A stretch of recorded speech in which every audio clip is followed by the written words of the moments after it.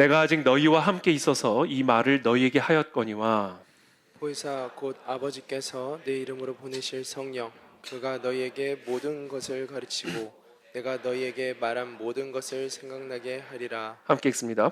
평안을 너희에게 끼치노니 곧 나의 평안을 너희에게 주노라. 내가 너희에게 주는 것은 세상이 주는 것과 같이 아니하니라. 너희는 마음에 근심하지도 말고 두려워하지도 말라. 아멘. 오늘 그리스도께서 누리신 평안의 비결이라는 주제로 하나님의 말씀 함께 나누겠습니다. 오늘날의 많은 현대인들이 공황장애나 또 강박장애, 또 외상후 스트레스 장애와 같은 그런 정신적인 마음의 질병으로 고통을 받는 일들이 아주 급속도로 늘어나고 있습니다. 정말 뜬금없는 유명인들의 자살 소식들이 참 우리의 마음을 아프게 하는데요.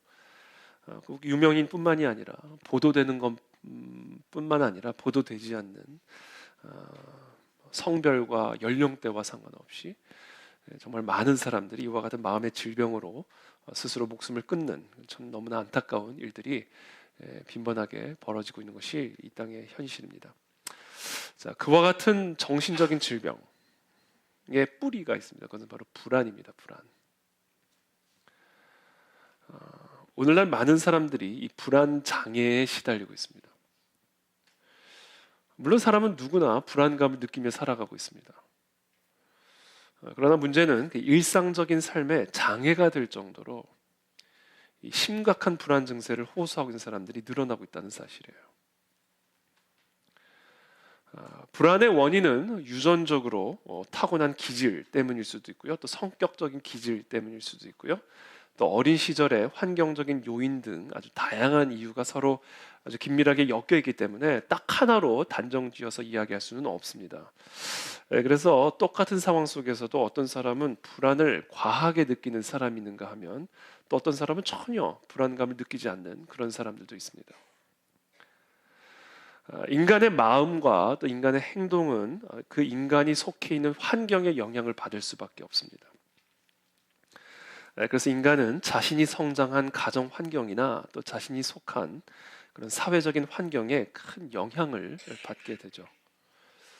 그런 면에서 오늘날 현대인들이 이런 불안 장애를 겪고 있는 사회적인 요인을 꼽는다면 크게 세 가지를 우리가 꼽을 수 있을 것 같습니다. 첫 번째는 오늘날 현대인의 사회는 그 어느 때보다도 그 예측성이 좀 어려운 그런 사회를 살아가고 있죠. 여러 가지 경제적인 미래, 그렇죠?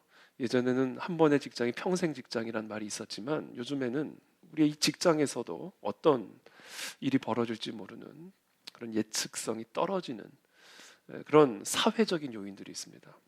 그래서 많은 직장인들, 사회인들이 사실 그와 같은 자신의 그 미래에 대해서 큰 불안을 안고 살아가는 것이 현실이죠. 두 번째는 아주 지나친 경쟁적인 사회 속에서 우리가 살아가다 보니까 내가 조금이라도 뒤처지면 나의 미래가 없다라고 하는 이런 어떤 강박증. 그래서 이 과도한 경쟁이 사람들로 하여금 끊임없는 불안감에 시달리게 만듭니다.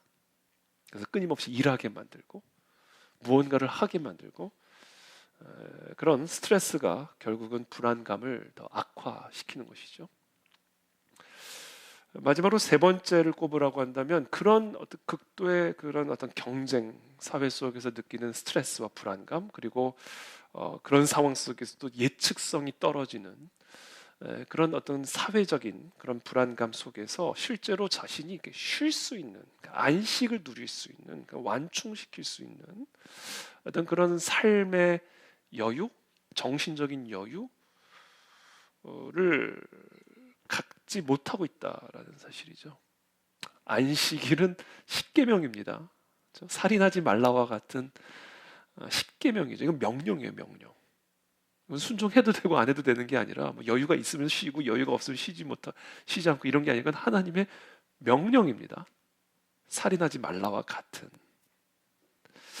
근데 오늘날 현대인들은 예측성이 떨어지는 그런 경쟁적인 사회 속에서 살아가다 보니까 쉼을 죄처럼 여겨요. 쉬면 죄책감을 느낍니다. 그러다 보니까 그런 정신적인 완충 작용이 제대로 작동하지 않는 그런 사회적인 요인으로 인해서 이 정신도 쉬어야 되는데 쉬지를 못하니까 결국 과부하에 걸려서 과도한 불안감, 스트레스, 그것이 악화가 되면서 다양한 정신적인 마음의 질병을 앓게 되는 것이죠. 너무나 안타까운 그런 현실입니다. 그래서 잠언 4장 23절에서는 이렇게 말씀합니다. 모든 지킬 만한 것 중에 더욱 네 마음을 지키라. 생명의 근원이 이에서 남이니라. 이 마음, 그래서 마음을 지키라는 이야기는 여러 가지 의미가 있습니다. 제가 지난주 금요일에도 이 말씀을 가지고 설명을 드렸지만 이 마음을 지키라는 이 본문 하나 가지고도 몇 편의 설교가 나올 수 있을 만큼 풍성한 메시지를 담고 있는 구절인데요. 특별히 더욱 네 마음을 지켜라. 지킬 만한 것 중에 가장 먼저 네가 지켜야 할 것. 네 미래도 지켜야 되고 네 건강도 지켜야 되고 네 위치도 지켜야 되고 많은 것을 지켜야 되지만 그 중에서도 너가 반드시 다른 건 다 잃어버려도 절대로 잃어버리면 안 될 반드시 지켜야 될 게 네 마음의 평강이다 그 얘기예요. 네 마음을 지키라는 얘기는 어떤 상황 속에서도 네 마음의 평강을 지켜야 된다 그 얘기예요. 왜냐면 그 마음의 평강에서 생명이 나오기 때문이라는 얘기입니다. 여러분들의 마음이 평강하십니까? 네. 어디서 반말이야? 응이 뭐야? 네, 그래야지. 갑자기 평강을 잃어버렸잖아. 마음의 평강이 있으십니까? 아멘. 네. 거기서 생명이 나와요. 저는 오늘 이 밤에 혹시라도 그 마음의 평강을 잃어버린 분들이 있다면 다시 회복하시길 축복합니다. 거기서 생명이 나옵니다. 그래서 이 잠언서는 계속해서 또 이렇게 말씀하세요. 마음의 즐거움은 양약이라도 약이요 다른 약을 먹을 필요가 없어요. 마음만 즐거우면 백약이 필요가 없습니다. 마음의 즐거움 이건 바꿔 말하면 뭐예요? 평강한 마음이에요. 마음이 평안하면 다른 약이 필요가 없어요. 왜냐면 그게 약이니까 우리의 생명을 보존하고 우리의 건강을 지켜주는 약이기 때문에 다른 약이 필요 없다는 거예요. 그렇기 때문에 이 마음을 지켜야 된다는 거예요. 그러면서 뭐라고 얘기하시냐면 심령의 근심은 뼈를 마르게 하느니라. 여러분 뼈가 마를 지경이 돼버리면요 다른 건 다 말라버린 거예요. 뼈가 마를 지경까지 가버리면 살은 말라도요 뼈까지 말랐다 이거는 그냥 끝난 겁니다. 그냥 죽은 거예요. 수분까지 다 빠지니까 죽은 사람을 의미하는 거예요. 심령의 근심이 나를 죽인다는 얘기입니다. 마음의 평강을 지키지 못하면 나는 죽는다는 얘기예요. 여러분 다른 게 생명이 아니에요. 내 평안, 내 마음의 평강이 나의 생명이에요. 다른 건 못 지킬지라도 생명을 걸고 지켜야 될 게 내 마음의 평강입니다.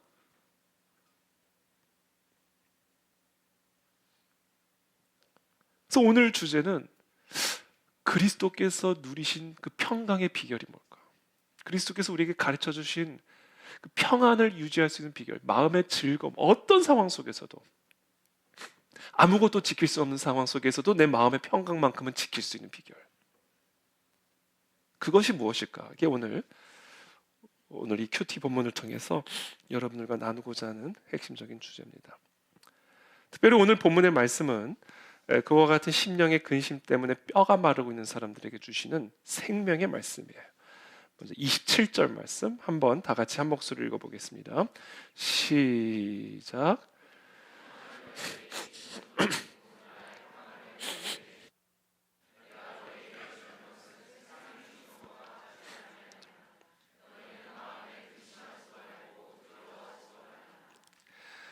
평안을 너희에게 끼치노니 곧 나의 평안을 너희에게 주노라. 내가 너희에게 주는 것은 세상이 주는 것과 같지 아니하니 너희는 마음에 근심하지도 말고 두려워하지도 말라. 그래서 먼저 우리가 그리스도께서 주시는 평안이 어떤 평안인지 이를 먼저 우리가 배우게 됩니다. 자, 그리스도께서 우리에게 주시는 평안의 아주 중요한 특징 첫 번째, 그것은 세상이 주는 평안과 같지 않다라는 겁니다. 다르다 이거예요. 조화와 생화는 다르죠. 세상이 만든 꽃과 하나님이 만든 꽃은 다릅니다. 왜냐하면 세상이 만든 꽃은 꽃의 모양은 있으나 만져보면 천이에요. 하나님이 주시는 꽃은 꽃이란 말이죠. 하나님이 주시는 평안은 세상이 주는 것과 다르다. 이게 먼저 우리가 알아야 할 사실입니다. 그래서 가짜를 진짜처럼 여겨서는 안 됩니다. 그것이 오늘 많은 사람들이 불안에 시달리고 심지어 장애, 불안 장애까지 빠지게 되는 이유예요. 진짜 나에게 평안을 줄 수 없는 세상이 주는 평안을 진짜 평안인 것처럼 생각하고 그 평안을 쫓아다니다 결국 불안장애에 시달리는 거죠. 그래서 뼈가 말라버리는 겁니다. 우리가 참된 평안을 누릴 수 있는 첫 번째 우리가 먼저 기억해야 할 비결이 있는데 그것은 뭐냐면 가짜 평안을 떠나보내야 돼요. 가짜 평안에 집착해서는 우리가 진짜 평안을 누릴 수가 없습니다.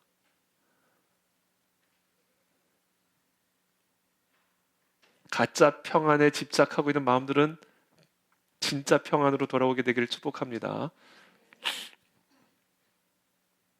그렇다면 어떤 면에서 다른가? 세상이 주는 평안과 그리스도께서 주시는 진짜 평안은 뭐가 다를까? 여러분, 세상이 주는 평안을 한번 가만히 생각해 보세요. 오늘날 많은 사람들이 그렇게 자신의 영혼을, 감정을, 마음을 죽이면서까지, 혹사시키면서까지 평안을 찾아다니지만 결국은 불안함밖에 얻지 못하게 만드는 그 세상이 준다고 말하는 그 평안, 어떤 것들이 있을까요? 제일 우리가 쉽게 생각하는 건 돈이죠. 돈이 많으면 평안하다 생각하잖아요. 그러니까 사람들이 밤낮을 가리지 않고 돈을 찾아다니는 거 아닙니까?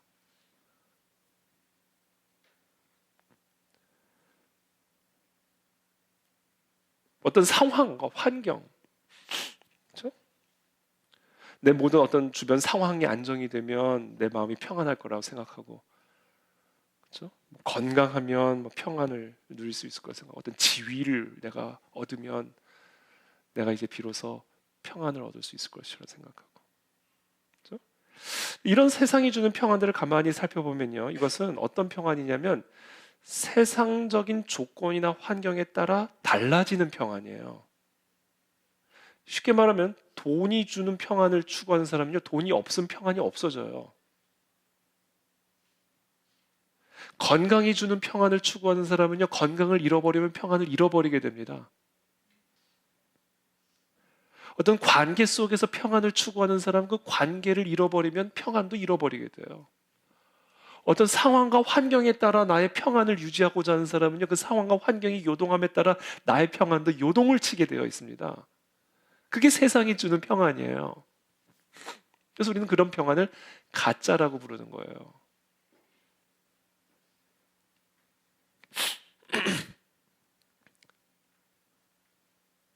세상적인 조건이나 세상적인 환경에 따라 나를 둘러싸고 있는 이 세상의 어떤 조건이나 환경에 따라 평안할 수도 있고 평안하지 않을 수도 있는 그런 평안이 세상이 주는 평안이에요.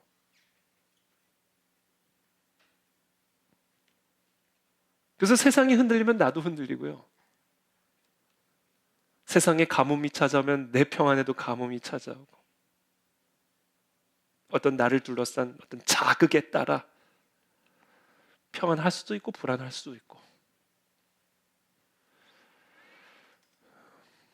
그런 세상과 연동이 되어 있는 어떤 나를 둘러싼 어떤 환경과 상황과 연동이 되어 있는 평안이에요. 이게 세상이 주는 평안입니다. 그래서 조건적이고 변덕스러운 평안이죠.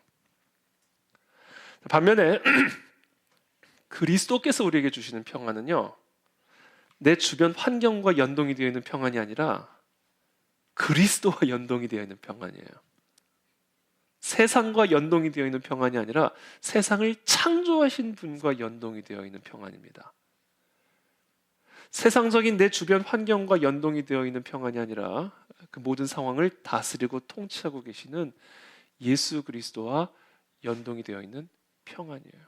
그게 바로 그리스도가 주시는 평안입니다. 그렇기 때문에 우리 주님이 우리에게 주시는 평안은 세상적인 조건이나 환경, 나에 대한 어떤 자극과는 아무런 연관성에 상관이 없는 평안이어요. 비가 와도 평안, 눈이 와도 평안, 조롱을 당해도 평안.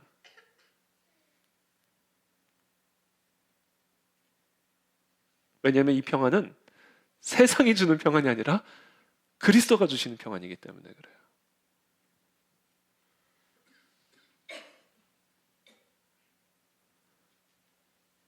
그와 같은 평안을 하박국 선지자가 3장 17절 19절에서 이렇게 고백하죠. 비록 무화과 나무가 무성하지 못하며 포도나무에 열매가 없으며 감람나무에 소출이 없으며 밭에 먹을 것이 없으며 우리의 양이 없으며 외양간에 소가 없을지라도 나는 평안하다 얘기하는 거예요. 내가 지금 누리고 있는 이 평안은 지금 나를 둘러싼 어떤 상황과 환경과도 전혀 영향을 받지 않는 평안이다. 그런데 이 평안의 정체가 도대체 뭐냐? 나는 여호와로 말미암아 즐거워하며 나의 구원의 하나님으로 말미암아 기뻐하리로다. 내가 주시는 평안은 무화과 나무가 주는 평안이 아니다. 내 양이 나에게 주는 평안이 아니다. 지금 내가 갖고 있는 평안은 하나님이 주시는 평안이다. 이 얘기예요. 그러면서 주 여호와는 나의 힘이시라. 무화과 나무가 나의 힘이 아니라 여호와가 나의 힘이시라. 나의 발을 사슴과 같게 하사 나를 나의 높은 곳으로 다니게 하시리로다. 오늘 이 밤에 우리 모두가 그 여호와로 말미암는 평안을 누리시게 되기를 축복합니다. 여호와가 나의 힘이에요. 이것은 바꿔 말하면 지금 내가 불안감을 느끼고 있다면 여호와가 아닌 다른 그 무언가에 지금 나의 평안이 연동되어 있다는 얘기예요. 지금 내가 무화과 나무에게 지금 내 마음의 평안이 묶여 있기 때문에 지금 내가 불안한 것이구나. 이렇게 생각하셔야 돼요. 정확한 진단입니다, 이게. 하나님에게 묶여 있는 사람은, 하나님이 나의 힘인 사람은 무화과 나무에 소출이 있든 없든 포도나무에 열매가 맺혔든 안 맺혔든 그것 때문에 내 마음의 힘과 기쁨과 평강이 왔다 갔다 하지 않는단 말이에요. 오늘날 왜 이토록 많은 현대인들이 그와 같은 불안 장애를 겪고 있는가? 하나님을 모르기 때문에 그래요. 저는 오늘 이 밤에 우리 모두가 우리의 입술로 하나님만이 나의 힘이시라고 고백하는 밤이 되기를 축복합니다. 말미암아, 전 이 말이 너무 좋아요. 나는 여호와로 말미암아 이렇게 얘기하죠. 말미암아. 여호와로 말미암아 즐거워하며. 이 말미암아라는 단어가 뭐예요? 근원이라는 얘기예요. 여호와 하나님이 나의 힘의 근원이다. 즐거움의 근원이다.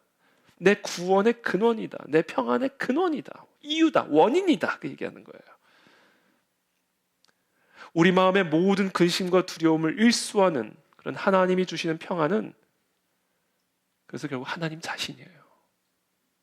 하나님이 이 모든 것의 근원이시기 때문에 하나님이 주시는 평안은 하나님 자신이에요.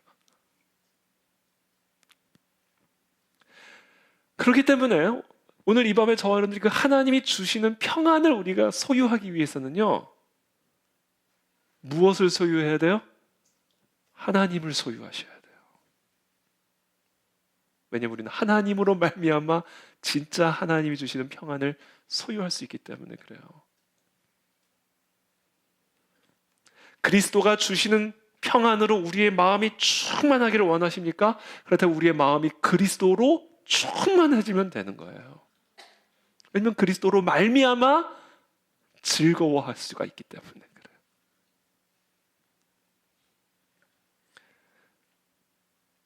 그리스도 자신이 그리스도께서 우리에게 주시는 평안의 실체예요.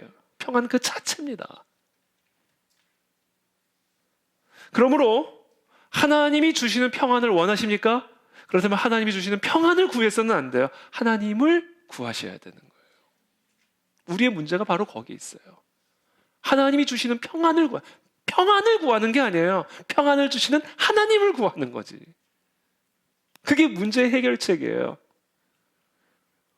오늘 많은 우리 신앙인들이 갖고 있는 이 오류가 있어요. 오류. 열매를 구하느라고 열매를 주시는 나무를 구하지를 않아요. 이게 오류입니다. 이게 오류.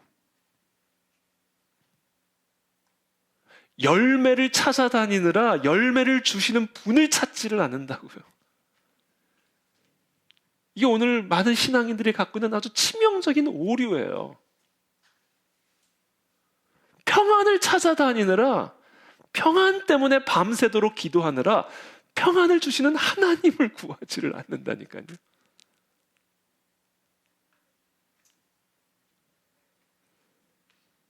하나님이 주시는 평안을 정말로 우리가 원한다면 하나님이 주시는 평안을 구해서는 안 돼요. 평안을 주시는 하나님을 구해야 돼요. 그리스도가 주시는 평안을 여러분 원하지 마십시오. 그 평안을 주시는 그리스도를 오늘 이 밤에 우리의 마음과 뜻과 힘을 다해 원하고 구하고 찾으시기를 축복합니다. 그분이 주시는 평안은 그분 그 자체예요. 그래서 출애굽기 15장 2절에서 이렇게 고백하죠. 여호와는 내게 힘을 주시는 분이 아니에요. 뭐예요? 여호와는 나의 힘이에요. 여호와 자체가 여호와가 주시는 힘 그 자체예요. 그분이 노래예요. 그분이 나의 구원이에요. 그분이 주시는 구원을 구하지 마세요. 구원을 주시는 하나님을 구하세요. 그는 나의 하나님이시니 내가 그를 찬송할 것이요 내 아버지의 하나님이시니 내가 그를 높이시로다. 바로 그 평안을 주시는 하나님을 구하는 것, 그게 바로 예배예요. 나에게 즐거움을 주시는 그 하나님을 구하는 것, 그게 찬송입니다. 그래서 하나님이 나의 노래예요.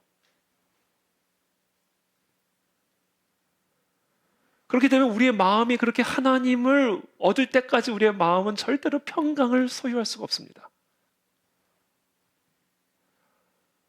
우리의 마음이 정말 진심으로 그 하나님을 예배하기 전까지는, 그 하나님을 구하기 전까지는 우리는 그 하나님이 주시는 그 어떤 선물도 소유할 수가 없습니다.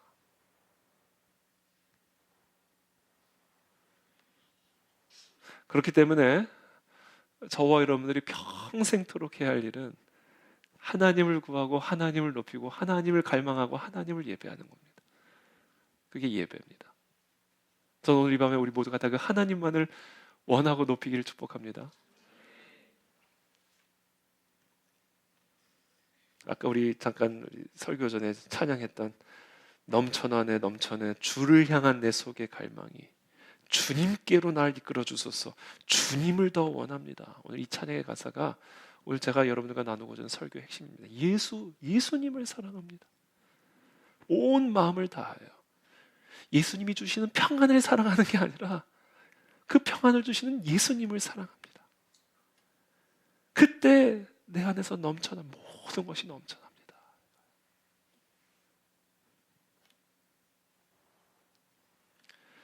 이게 복음이죠.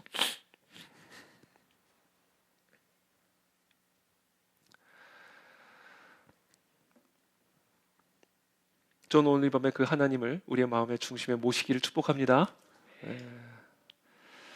자, 그렇다면 우리가 그 하나님을 더 원하고 그 하나님을 우리의 마음에 모시고 그분을 더 높여드리고 예배한다.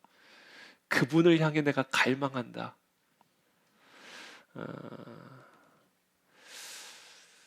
그것은 좀 더 구체적으로 무엇을 의미하는 것일까? 우리 하나님을, 우리 주 예수 그리스도를 나의 주인으로 모시는 것을 의미하는 거예요. 그게 우리 주님을 내 마음에 모시는 것을 의미하는 것이고 그것이 내가 하나님을 갈망하는 것임을 의미하는 거예요. 하나님을 예배한다라는 것, 하나님을 찬양한다는 것, 내가 하나님을 얻기를 원한다는 것, 내가 우리 주 예수 그리스도를 내 마음으로 모셔서 내 마음이 예수 그리스도 한 분으로만 충만해지기를 원한다는 것, 그것은 결국 무엇을 의미하냐면 내가 우리 주 예수 그리스도를 나의 주인으로 모시기를 원한다는 얘기입니다. 우리 만왕의 하나님만을 나의 유일한 왕으로 모시기를 원한다는 말이에요. 그게 내가 하나님을 갈망한다는 것의 구체적인 의미입니다. 하나님을 왜 원하세요? 무엇으로 원하세요? 나의 왕으로서 원한다는 얘기예요. 나의 주인으로서 내가 하나님을 갈망한다는 이야기입니다. 하나님이 나의 주인이 되어주시기를 갈망한다는 얘기예요. 하나님이 나의 왕이 되어주시기를 나는 너무나 갈망한다는 이야기예요. 왜? 하나님이 내 왕이 되어주셔야 모든 염려와 불안과 두려움과 절망과 슬픔이 다 일소될 테니까, 다스려질 테니까, 잠잠해질 테니까. 말씀 한마디로 그 성난 파도를 잠잠케 하신 그 그리스도, 그분이 내 삶의 주인이 되어주셔야, 그분이 내 삶의 유일한 왕이 되어주셔야 나를 괴롭히고 두렵게 하고 불안하게 하고 절망케 하는 모든 것들이 다 굴복될 테니까. 질병도 굴복당할 것이요, 더러운 어둠의 영도 굴복당할 것이요, 모든 죄악도 우리 그리스도 앞에서 굴복당할 것이요, 죄와 사망의 모든 저주가 그 그리스도 왕권 아래에서 굴복당할 테니까 주님, 내 왕이 되어 주십시오. 나의 주인이 되어 주십시오. 그게 내가 하나님을 원한다, 갈망한다는 것의 본질적인 의미예요. 그러니까 우리가 하나님을 원한다 했을 때는 하나님을 나의 종으로 원하는 게 아니에요. 내 문제 해결을 해주는 해결사로 원하는 게 아니에요. 그건 하나님을 원하는 게 아니에요. 우리가 하나님을 원한다는 얘기는 나의 왕으로 원한다. 나의 주인으로 하나님을 원한다. 라는 의미입니다. 여러분, 그렇게 하나님을 원하십니까? 하나님을 우리의 왕으로 원하는 거예요. 그때 그 왕이신 하나님이 모든 것을 다스리셔서 그 다스리고 통치하시는 그 상태를 우리는 평안이라고 부르는 거예요. 샬롬. 죄와 사망의 저주를 이기신 그분이 우리를 다스리시는 그 상태.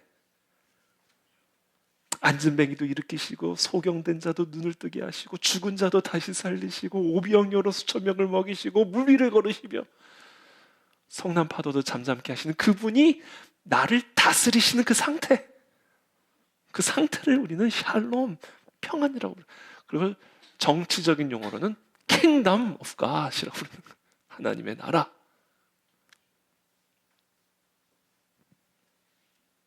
우리가 하나님을 원한다는 얘기는 나의 왕으로서 하나님을 원하시는 거예요. 왕이신 나의 하나님.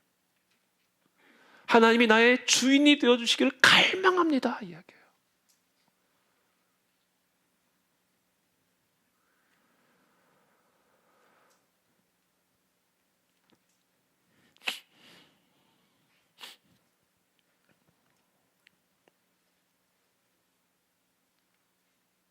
그렇다면 하나님이 나의 왕이 되어주시기를 정말로 원합니다.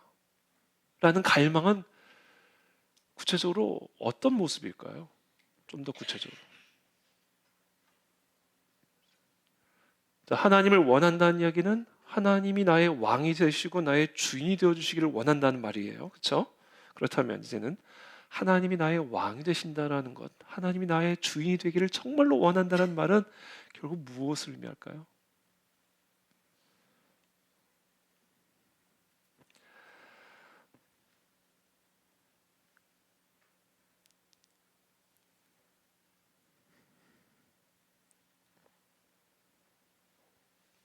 주의 뜻대로 되기를 원한다는 얘기입니다.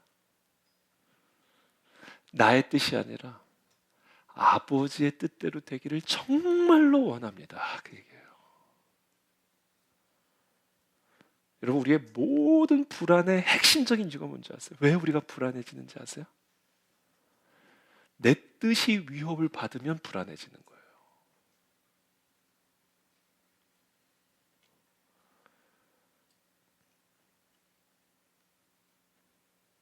내 계획이 위협을 받으면 불안해지는 겁니다. 내 관점이 위협을 받으면 내가 불안해지는 거예요.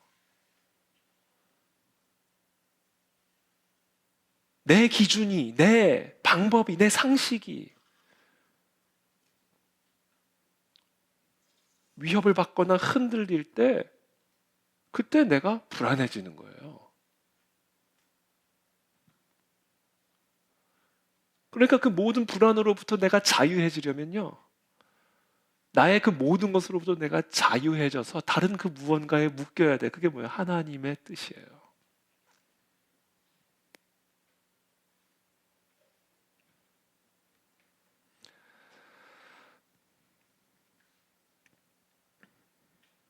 나의 계획, 나의 상식, 나의 관점, 나의 경험, 나의 감정, 나의 자존심,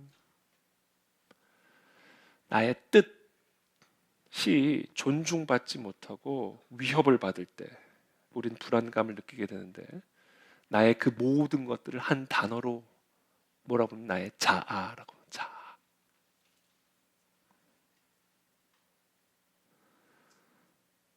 내가 불안해지는 이유는요, 나의 자아가 위협을 받을 때, 공격을 받을 때, 훼손을 당할 때, 그때 우리는 마음의 평안이 깨져요.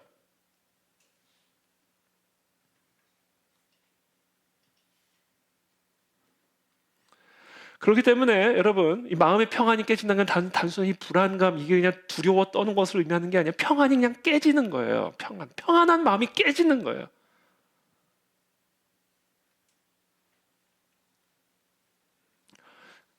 지금 이 불안한 마음, 평안이 깨진 이 마음을 영어 성경으로 보면 뭐냐면 hearts are troubled 이렇게 돼 있어요. 뭐냐면 마음에 문제가 들어왔다는 얘기예요. troubled. 이게 평안이 깨진 상태, 이걸 불안이라고 부르는 거예요. 불안. 그러니까 언제 그 평안이 깨지고 내 마음에 문제가 들어오는가?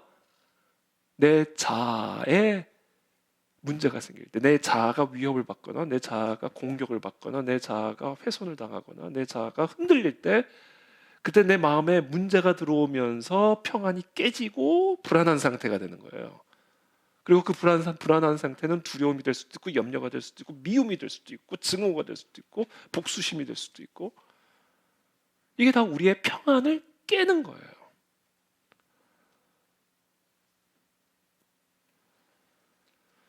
그렇기 때문에 우리가 우리의 평안을 지키기 위해서는요, 절대로 우리의 자아를 지키고 살면 안 돼요. 이게 역설이에요. 사람들은요, 평안이 깨지면요, 더 자신의 자아를 붙잡습니다. 불안해지잖아요?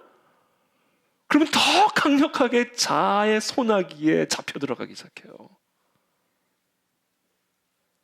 미움이 들어오잖아요? 그러면 더 강력하게 이 자아의 소나기에서 헤어나오지를 못해요. 그러니까 그 미움과 여러 불안함과 깨진 평안은 더 악화가 되는 거예요. 이게 사람들이 빠지게 되는 늪이에요, 늪. 이 자아의 늪에서 헤어나오지를 못해요. 그렇기 때문에 여러분 기억하십시오. 우리가 우리의 마음의 평안을 지키기 위해서는 절대로 여러분들의 자아를 지키려고 해서는 안 돼요. 오히려 그 자아를 내려놔야 돼요. 그 자아가 나를 사로잡지 못하도록, 나를 떠나가도록 해야 돼요. 어떻게 하면 나의 자아가 떠나갈 수 있을까요? 하나님의 뜻에 내가 묶이게 해야 되는 거예요. 그게 내가 하나님만을 나의 왕으로 모시기를 내가 원합니다. 하나님만이 나의 주인이 되어주시길 진심으로 원합니다. 나는 하나님을 원합니다. 라는 것의 표현이에요.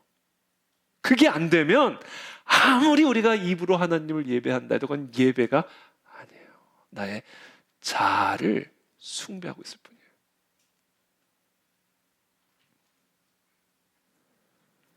그래서 우리가 정말 오늘 이 밤에 정말로 하나님만을 원합니다. 내가 주님만을 원합니다. 그래서 그 주님이 주시는 평안, 세상이 주는 것과는 차원이 다른 내가 그 평안을, 그 샬롬을 오늘 이 밤에 내가 누리기를 원합니다 라고 한다면, 오늘 이 시간 여러분들의 마음과 심령과 여러분들의 뼈를 붙들고 있는, 그래서 여러분들을 죽이고 있는 여러분들의 자아를 떠나보내드려야 돼요. 떠나보내드리는 게 쫓아내버려요. 마지막 작별이니까 고이 보내드려야 돼요. 그때 생기가 들어옵니다. 하나님의 뜻에 내가 묶일 때, 그때 하나님의 왕권이 내 안에서 회복이 되고, 그 왕권이 회복이 될 때 하나님의 생기가 내 심령 가운데 들어와 하나님이 주시는 평안과 즐거움과 기쁨이 내 심령 속에서 회복이 되는 것을 경험하게 되는 것이죠. 저는 오늘 이 밤에 저와 여러분들의 마음과 생각과 감정과 모든 것들을 손과 발과 뼈를 묶고 있는, 정말 그냥 칭칭 감고 있는 쇠사슬과 같은 나의 자아가 끊어질지어다. 그거 외에는 다른 방법이 없어요.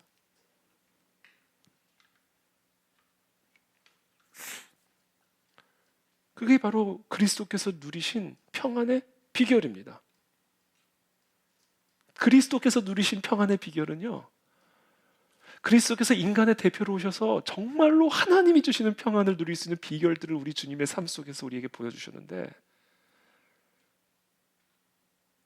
제가 우리 주님이 누리신 평안, 그 성경에 나오는, 제가 조금 감기 기운이 있어가지고 잠깐 코 좀 풀겠습니다.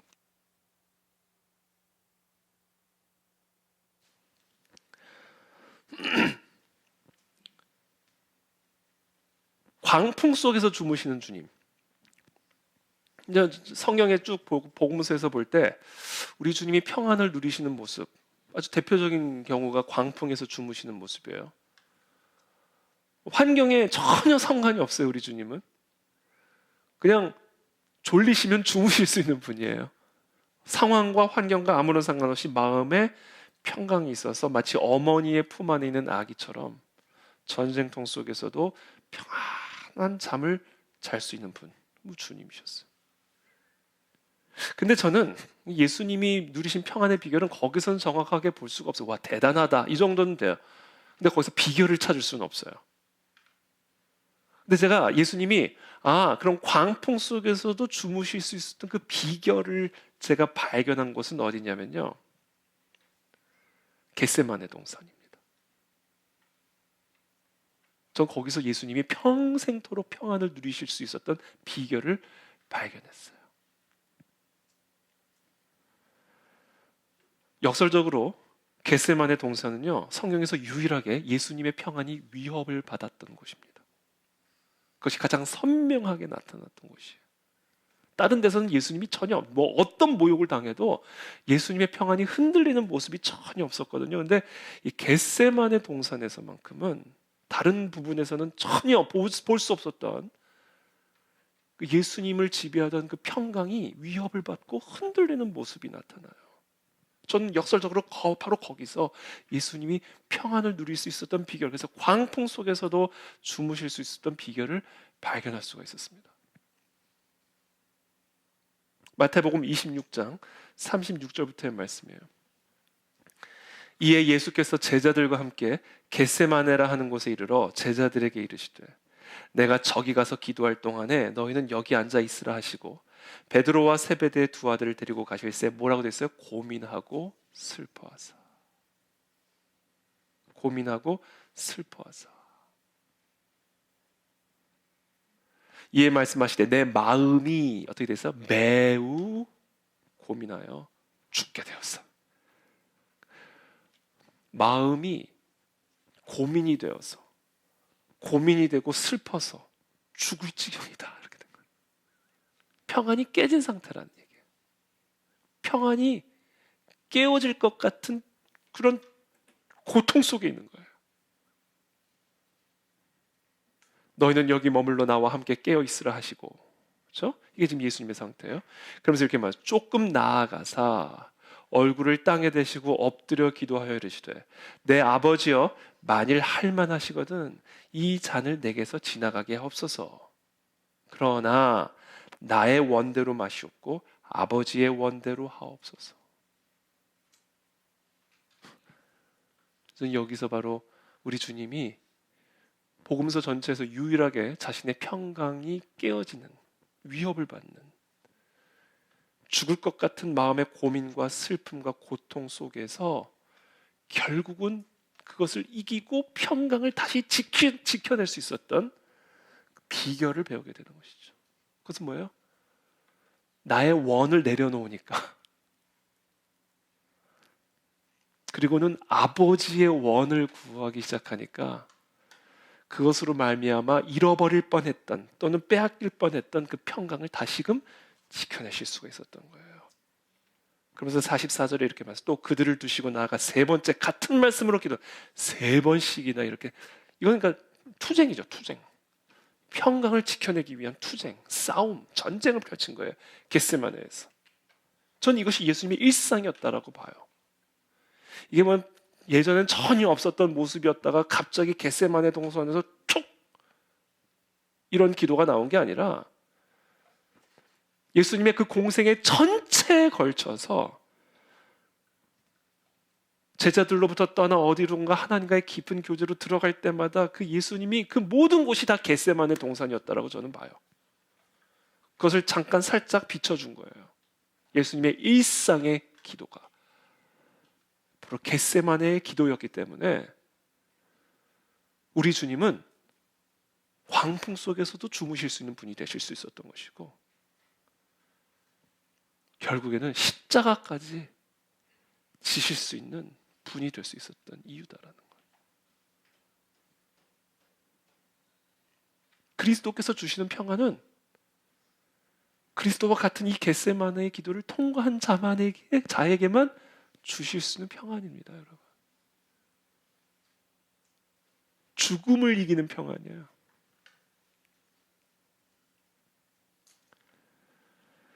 이에 제자들에게 오사 이르시되 이제는 자고 쉬라. 보라, 때가 가까이 왔으니 인자가 죄인의 손에 팔리느니라. 일어나라, 함께 가자. 보라, 나를 파는 자가 가까이 왔느니라. 자, 파는 자가 가까이 오는데 평강이 깨진 사람은요 그냥 덜덜덜 떨었을 거예요. 베드로처럼 결국은 배신하고 도망갔을 거예요. 근데 예수님 보세요. 자, 일어나라, 함께 가자, 그리고 봐라. 이건 뭐, 이건 이 마음에 완벽한 샬롬을 가진 자만이 할 수 있는 말이에요, 그 상황에서. 아니, 어떻게 그 시간에, 그 순간에 일어날 힘이 있어요? 다리에 힘이 다 풀리지.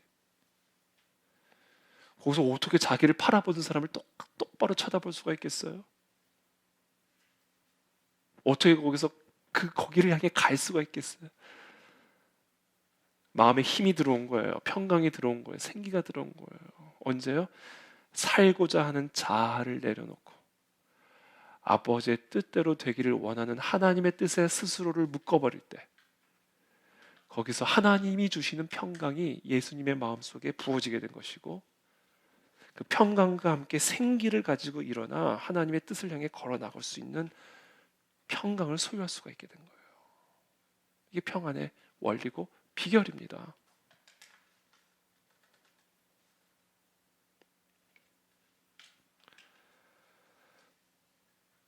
그렇기 때문에 오늘 시간 저와 여러분들이 우리의 마음의 평안을 지키기 위해 해야 할 일은 하나예요. 자아를 내려놓으셔야 됩니다. 그리고 아버지의 뜻을 선택하셔야 돼요. 아버지의 뜻이 내 마음을 묻게 하여 주시고 내 생각을 묻게 하여 주시고 나의 모든 것을 묶어 주십시오. 기도해야 돼요. 그때 불안함이 떠나가고 평안이 찾아옵니다. 제가 예전에도 한번 예화로 말씀드린 적이 있는데, 제 친구가 어렸을 때인데, 제 유치원 때인가 초등학교 때인데, 제 친구 옆집 친구인데 자기 집 개에게 물린 거예요. 허벅지를. 걔가 허벅지에 살이 많았었거든요. 걔가 자기 그 집주인의 딸 허벅지를 물어버린 거예요. 근데 왜 물었는지 내가 나중에 보니까 소세지 달라고. 그 애가 소세지를 들고 있었거든. 소세지 줘버리면 되는데 소세지 대신 자기 허벅지 살을 준 거예요. 이걸 뭐라고 해요? 어리석음이라고 부르요. 줘버리면 되는 건데 그거를 쥐고 있느라 허벅지 살을 내준 거예요. 그게 우리가 많은 사람들이 평안을 내어주는 이유예요. 내 자아를 놓지를 못해가지고요. 자기 허벅지 살 내놓는 제 친구처럼 샬롬을 다 물어뜯기는 거예요. 평강을 다 내어 뜯기는 거예요. 하나님의 나라를 다 내어 뜯기는 거예요.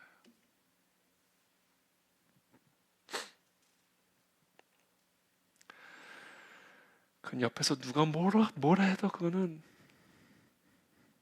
구제해 줄 수가 없습니다. 자기가 자기의 자아를 내어놓기 이전에는 옆에서 누가 아무리 뭐라고 해줘도 그 사람을 그 불안과 그 고통과 그 아픔에서 건져내 줄 수가 없어요.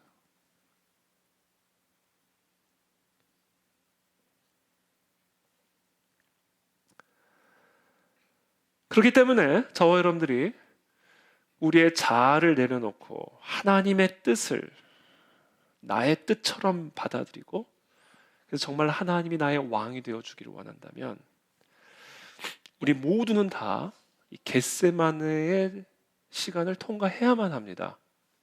그 겟세마네의 시간을 우리가 다른 말로 뭐라고 부르는지 아세요?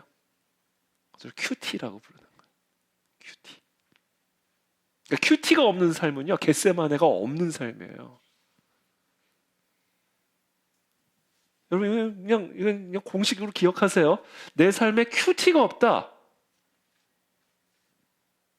말씀 묵상의 시간이 없다. 그 얘기는요, 하나님의 뜻을 나는 절대로 알 수 없다. 라는 이야기고, 나는 하나님의 뜻을 절대로 알 수 없다. 라는 이야기는 나는 나의 자아에 완전히 묶여있는 상태로 사는 사람이다. 그 얘기예요. 그래서 그런 사람은 절대로 하나님이 주시는 평강을 소유할 수 없는 사람입니다.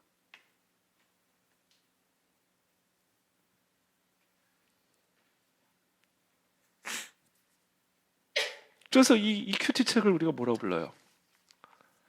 생명의 삶이라고 부르잖아요. 생명의 삶. 제가 갑자기 큐티, 생명의 삶 무슨 판촉 사고같이 돼버렸는데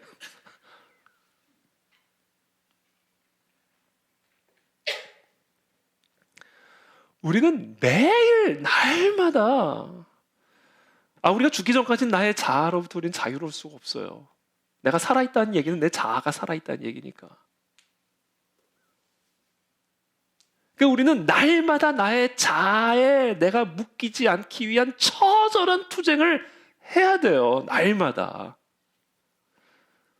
그런 처절한 투쟁이 없는 삶은요, 무조건 나의 자아에 묶인 인생을 살게 됩니다.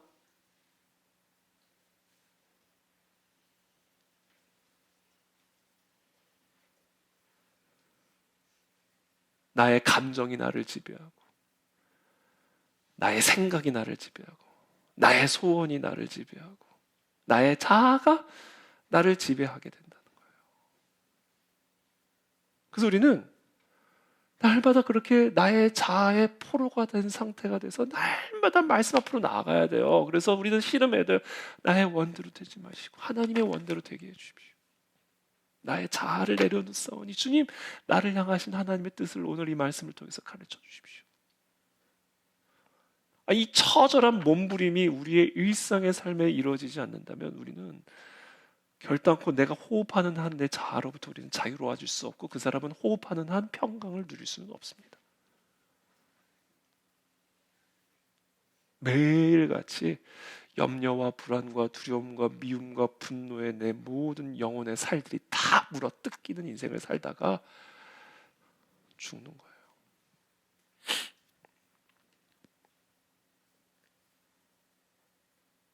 그렇기 때문에 우리는 날마다 이 하나님의 말씀을 묵상하는 이 큐티의 삶을 통해서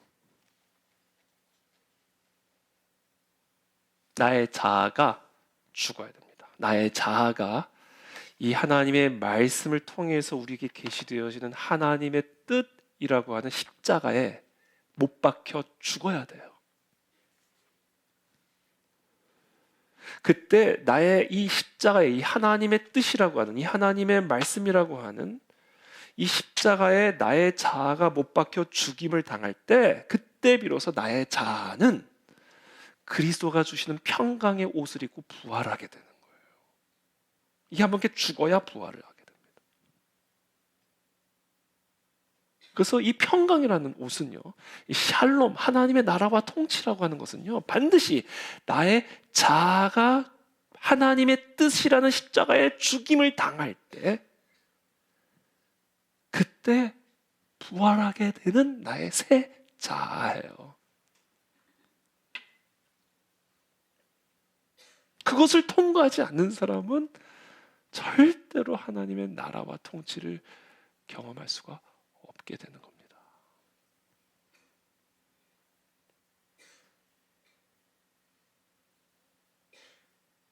그래서 빌립보서에서 사도 바울은 우리에게 그리스도의 마음을 품어라. 이 마음을 품어야 그 마음이 평강을 지키는 마음이 되고 거기서 생명이 나온다. 그렇다면 그 그리스도의 마음이 뭐냐? 그리스도께서 평강을 유지할 수 있었던 그 마음의 상태가 도대체 뭐냐? 그는 근본 하나님의 본체시나 하나님과 동등됨을 취할 것으로 여기지 아니하시고 오히려 자기를 비워 종의 형체를 가지사 사람들과 같이 되셨고 사람의 모양으로 나타나사 자기를 낮추시고 그 다음에 뭐예요? 죽기까지 복종하셨으니 곧 십자가에 죽으심이라. 이게 겟세마네에서 이루어진 일이에요. 이러므로 그 결과로 그것이 원인이 되어서 하나님이 그를 지극히 높여 모든 이름 위에 뛰어난 이름을 주사 하늘에 있는 자들과 땅에 있는 자들과 땅 아래에 있는 자들로 모든 무릎을 예수의 이름에 꿇게 하시고 모든 입으로 예수 그리스도를 주라 시인하여 하나님 아버지께 영광을 돌리게 하셨느니라. 바로 이 겟세마네 과정을 통과해야만 바로 이 그리스도 안에 있는 평강이 우리에게 주어질 수가 있어요. 그러므로 그리스도께서 주시는 평안을 소유하려면 우리는 다 이 그리스도가 통과한 이 겟세마네를 통과해야만 합니다. 자기를 비워 종의 형체를 가지시고 죽기까지 복종함으로 자신의 원이 아닌 하나님의 뜻에 묶인 이 그리스도의 마음을 품으라. 이게 평강이 지배하는 마음의 비결이다.